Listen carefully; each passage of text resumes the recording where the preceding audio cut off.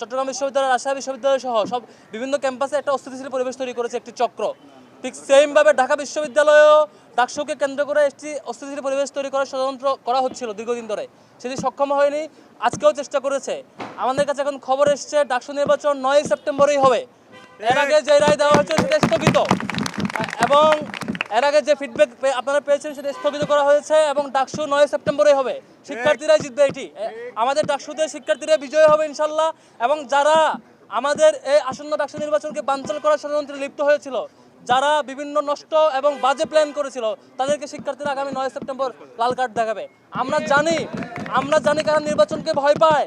আমরা জানি কারা মৌখিকভাবে সামনে অভিনয় করলেও, তারা জনপ্রিয়তার বা নির্বাচনে অংশগ্রহণ করার মেকে অভিনয় করলো, নির্বাচনকে মূলত কারা ভয় পায় আমরা চিনি। আমরা তাদেরকে শিক্ষার্থীরা লাল কার্ড দেখাবে আগামী 9 সেপ্টেম্বর। আমরা এখন আপডেট পেয়েছি, এর আগে প্রেস কনফারেন্সে থাকাকালীন আমরা ফিডব্যাক পেয়েছিলাম নির্বাচন স্থগিত, আর এখনও ফিডব্যাক হচ্ছে। আমরা সাথে বিশ্ববিদ্যালয় প্রশাসনের সাথে যোগাযোগ করেছি, এবং কোর্টে যারা আইনজীবী ছিল তাদের সাথে যোগাযোগ করেছি। তারা বলেছিলেন একটু ধৈর্য ধারণ করতে, এবং তারা ব্যবস্থা নিচ্ছেন। সেই ব্যবস্থার প্রেক্ষিতে এখনের ফিডব্যাক হচ্ছে 9 সেপ্টেম্বরে ডাকসু হবে বলে তারা ঘোষণা দিয়েছেন। এটা আমরা ফিডব্যাক পেয়েছি, এবং ডাকসু হবে।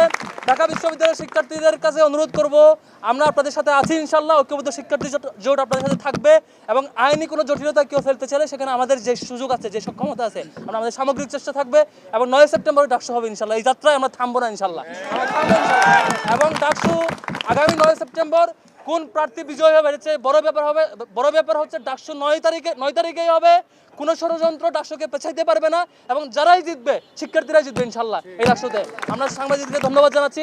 ডাকসু 9 সেপ্টেম্বর হচ্ছে। ঢাকা বিশ্ববিদ্যালয়ের শিক্ষার্থীদেরকে অনুরোধ করবো আপনারা শান্ত থাকবেন।